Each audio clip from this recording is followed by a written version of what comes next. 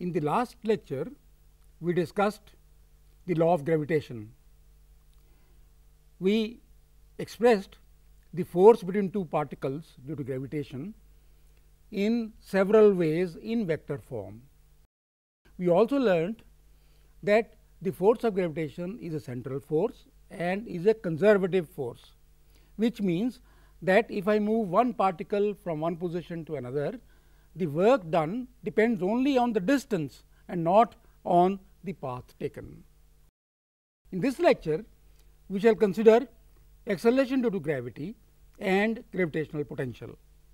The force due to gravity on a mass m placed on the surface of the earth is, as we have seen earlier also, equal to g times m into the mass of the earth divided by the square of the radius of the earth. And the direction in which this force acts towards the center of the earth is called the vertical direction. This is important to remember. If somebody asks you what is vertical force, your answer should be any direction which is pointing towards the center of the earth is the vertical direction. Wherever you are, vertical direction is the direction towards the center of the earth. This is important to remember. Now, the force is F, the mass of the particle is m. Therefore, according to the second law of Newton, there must be acceleration in the particle, and that acceleration is denoted by g, which is F by m, and which is equal to this. Ultimately, it is equal to g into the mass of the earth divided by the square of the earth's radius. And once again, to emphasize, this force or acceleration is in the vertical direction, that is, in the direction towards the center of the earth. It is always vertically downwards. Whether the particle is going up or coming down, the acceleration due to gravity is always vertically downwards. And if we plug the values, mass of the earth and radius of the earth and the value of g, which you remember was determined by Cavendish, and then we get the value of g, small g, acceleration due to gravity, which is equal to 9.81 meters per second square. For most purposes, we shall use g equal to 9.8 meters per second square. In fact, to make things easier, sometimes we will use g equal to 10 meters per second square. Like the gravitational force, the acceleration due to gravity must also be a vector quantity, and therefore, the vector g is equal to the vector f by the mass of the particle. The magnitude, however, is 9.81 meters per second square, as we have learned. And once again, to emphasize, the acceleration is always in the direction downwards, vertically downwards. The force mg exerted by the earth on a body of mass m is called its weight. Remember that weight is a force. Therefore, its unit is Newton or capital N. The value of g, however, is not constant and varies slightly on the surface of the earth from the equator to the poles. I shall show you in a minute. As a result, the weight also varies slightly over the surface of the earth, only slightly, not very much. Stating that my weight is 50 kilograms is erroneous. Although we use it every day, it is actually erroneous, is wrong. What we should say is that my weight is 490 newtons, because the weight is a force, therefore, we must use the units of force. However, kilogram weight is also a unit of force, and a kilogram weight produces acceleration of magnitude 9.8 meter per second square in a mass of 1 kilogram. However, in day to day conversation, we do not express the word weight, we simply say kilograms. As I said, my weight is 50 kilograms. What we should say is my weight is 50 kilograms weight or 490 Newton.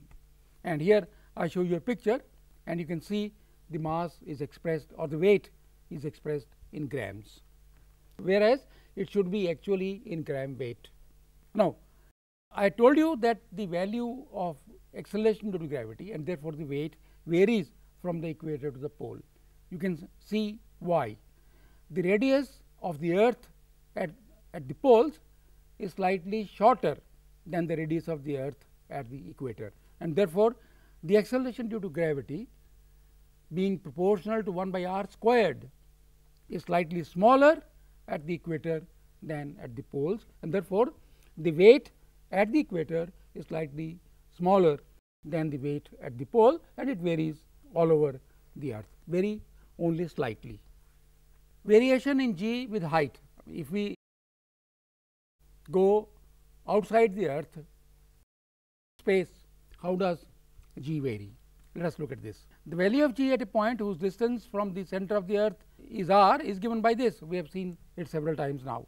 So, at a height of r from the surface, which means 2r from the center of the earth, the value of g becomes g0 by 4.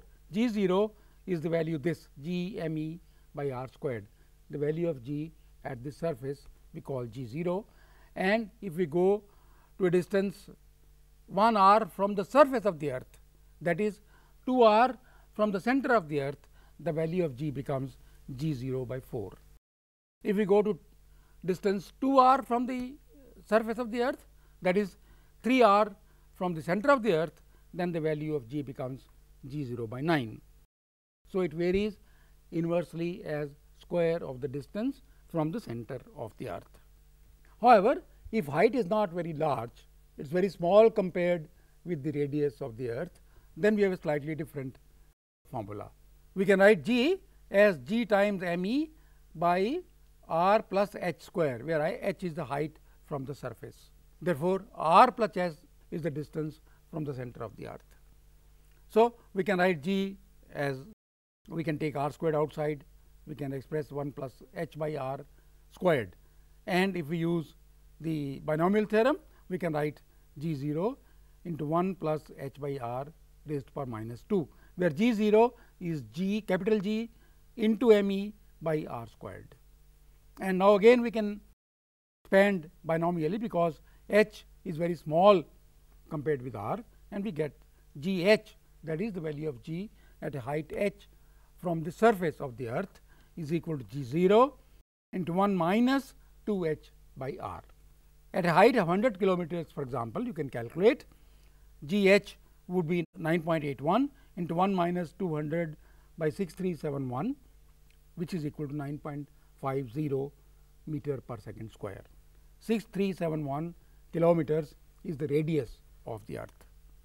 Variation of g with depth, that is, if we go inside the earth, what happens to the value of g? We have seen that when we go above the surface of the earth, then the value of g decreases. Let us see what happens if we go inside the earth. Suppose we are at a depth h from the surface of the earth, that is, we are at a distance d from the center of the earth, that is, d plus h is equal to the radius of the earth. Now, we must find the value of g at a depth h. How do you find that? The first thing is to remember that the matter in this shell of depth h does not matter. We can prove it rigorously by mathematics, but physically we can think of the forces exerted by all the particles in the shell. Shell is this is shell, this lighter tone of depth h. Each particle in this shell attracts this particle, and all these forces will add up to 0. Therefore, we need not consider the mass of this shell. To get the value of g at depth h, we need to consider only the mass of this sphere of radius d, which is equal to r minus h. And now, it is very simple. You assume that the earth is a uniform sphere, that means it has a radius r which is the same everywhere, and its density is rho, which is constant everywhere. Then we can write the mass of the earth, as 4 pi by 3 rho d cubed, simple formula. This is the mass of not of the earth, but of this sphere of radius d. So, 4 by 3 rho d cubed, and the acceleration at this point, which I denote by g d, is equal to g into m by d square, the usual formula. And if I put the value of m, then I get 4 pi by 3 rho g times d, and d, you remember, is the distance from the center of the earth. So, the value of g inside the earth at any point is directly proportional to the distance of this point from the center of the earth. It is proportional to d.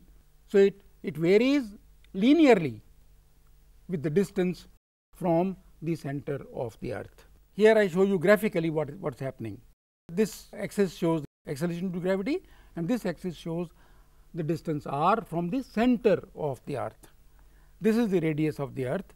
So, up to this point, the value of g varies linearly, proportional to the distance from the center of the earth.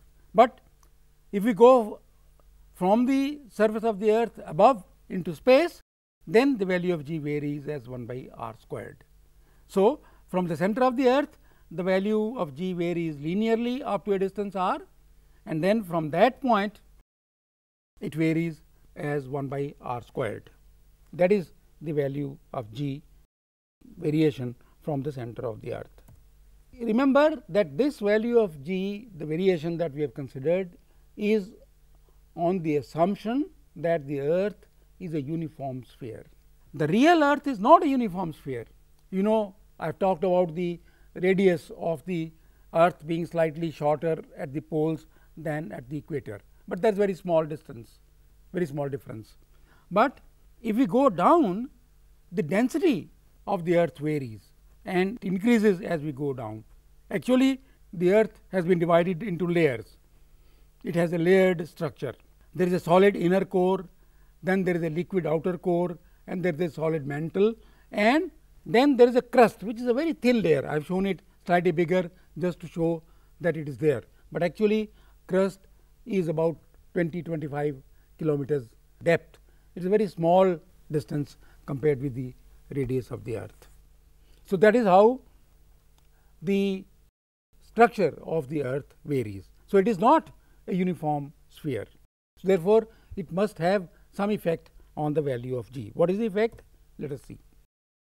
If we go to the bottom of the outermost layer, that is crust, which is about 20 kilometers deep, then what happens? You see, this crust has very little mass.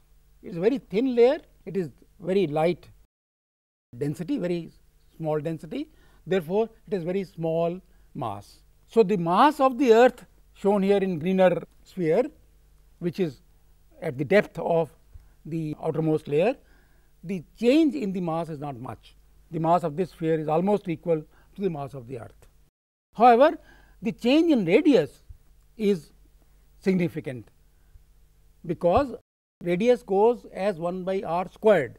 Therefore, any small change in radius is significant. So, therefore, what happens is that although the mass does not change, the radius has decreased, therefore, the value of g increases. This is surprising. Let us see. What I have told you earlier is that the value of g increases from the center of the earth to the surface of the earth. Let me show you that. It increases from the center of the earth to the surface of the earth linearly. Now, I am telling you that because of the structure of the earth, the value of g actually increases to begin with. If we go to smaller depths, the value of g actually increases rather than decreasing. Why? Why does it happen? As I said, this sphere whose mass is neglected in calculating the value of g at a certain depth is very small. The change in radius is significant, because g varies as 1 by r squared. Therefore, the value of g actually increases in the beginning. That is, if we go by this graph, it should not go like this. it should go like this. It should increase slightly and then maybe decrease. I will show you again. Here, a theoretical model of the Earth's interior has been built by scientists studying the propagation of seismic waves through the Earth. These seismic waves are the waves produced at the time of earthquakes. Based on this model, the value of G has been calculated at various depths in the Earth. This is the model calculation. We see that there is no decrease in G, and this is the result. This is the graph if we assume uniform sphere. This is the graph, the upper one, if we take the actual structure of the Earth into account. So, the value of G increases slightly up to almost half the radius of the Earth, and then it starts decreasing, becoming 0 at the center of the Earth. So, what we are going to do is to take a unit mass from the point B to the point A in the gravitational field of the Earth. You see, A is at a point distance r1 and B is a distance r2 from the center of the Earth. And this work done from B to A is called the gravitational potential difference between these 2 points B and A. And if we use mathematics, then quickly, F is minus G m by r square times r cap, and since dr from B to A is in the opposite direction to r cap, therefore, when we take F dot dr, we shall get, because this minus sign is then taken care of, and we get the potential difference equal to G m integral from r2 to r1 of dr by r squared, and this is the integral. And if we bring the unit mass from infinity to a point at a distance r from the Earth, then the work done is V equal to minus G m by r. You can see, if you take r2 to infinity, then this becomes minus G m by r. This is called the gravitational potential at a distance r from the Earth, and this is a scalar quantity, and therefore, this can be added, unlike the gravitational forces which have to be added vectorially. This is actually a general expression. If you take any mass m, then at a distance r from it, the potential is minus G m by r. And you see, we are moving particle from infinity, where the gravitational force is 0, to a point near the Earth. So, work is done from moving this particle from infinity to that point, and that work is the potential at a distance r. And it also means this, at infinity the potential is 0, near us the potential is minus. So, it is actually decreasing, the potential is decreasing. So, the particle is moving from a higher potential to a lower potential. Difference of potential, that is important, and not the potential at a point, because difference of potential tells us which way the mass particle would move.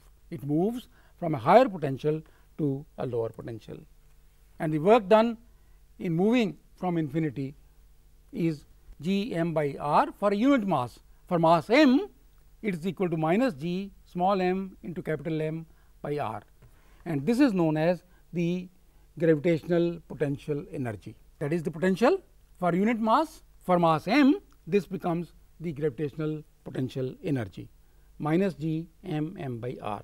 It is negative, remember. And here is a sketch of how the potential varies near the center of the Earth or near any mass m.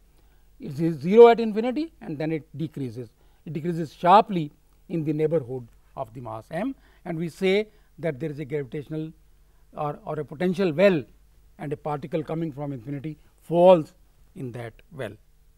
And if the particle falls in that well, then we need energy to get it out of that well. So, if we want to remove somebody or some particle from the center of near the Earth to infinity, we will have to do work on it. And if the particle falls, it falls from higher potential to lower potential, and it loses potential energy, but it gains other forms of energy like kinetic energy. And if a particle falls, I will show you by this sketch. This is a normal star, and this is either a black hole or a neutron star which has a very strong gravitational field. and this strong gravitational field attracts particles from this star, and the particles go and fall in this gravitational potential well, and if they fall into the well, they lose potential energy, but gain kinetic energy, for example, and they become very hot. Since they become very hot, they are in a position to emit even X-rays. And another sketch, the normal star, this is black hole or neutron star, and matter is falling. As it falls, it loses potential energy, but gains kinetic energy, becomes very hot, and is able to emit X-rays. And therefore, wherever there are X-rays from a source which is not visible, we suspect that this is a black hole. This is how black holes are searched. In fact, we look at the signal of X-rays, look at the source. If we can see the source, fine. If we cannot, then we suspect that this is a black hole. So, we have seen that the potential energy of a mass m near a massive body of mass m is this. The negative sign indicates that mass m is bound to the massive body. Why is it bound? Because we need energy to set it free, therefore, it is bound, and because work equivalent to minus g m by r must be done on it to remove it to infinity, where it is free of the influence of gravitational field of m. An important thing that we did not say was that when a particle is brought from infinity to a certain point, there is no change in the kinetic energy of the particle. That is, all the work done goes into potential energy. In the next lecture, we shall take the topic of escape velocity. We shall see what is the minimum velocity that we must give a particle, so that it can escape the gravitational field of the earth.